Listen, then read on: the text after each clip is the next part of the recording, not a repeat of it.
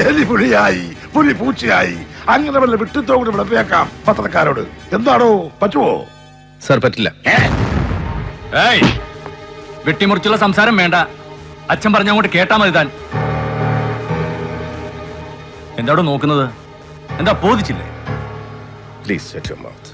U I said please shut your mouth. ഡോ, sir, sir state ഭരിക്കുന്നത് അപ്പൻ, പുത്രനല്ല. And I'll listen not to him, just you. പറയുന്നത് ആരായാലും നീ അങ്ങ് കേട്ടോടാ മതി. അതാ നിനക്ക് നല്ലത്. സർ പറ്റില്ല.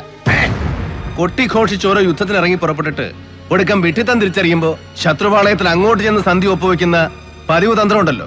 പാർട്ടി മൂക്കുകയറിട്ടു, സഹമന്ത്രിമാർ പാലം വലിച്ചു, ഘടകകക്ഷികൾ കടകം തിരിഞ്ഞു. അങ്ങനെ പത്രക്കാരെ ക്ഷണിച്ചു വരുത്തി സ്വയം രക്തസാക്ഷിത്വം സ്ഥാപിച്ചിരിക്കുന്ന സഖാവിന്റെ പതിവ് ഗിമ്മിക്ക്.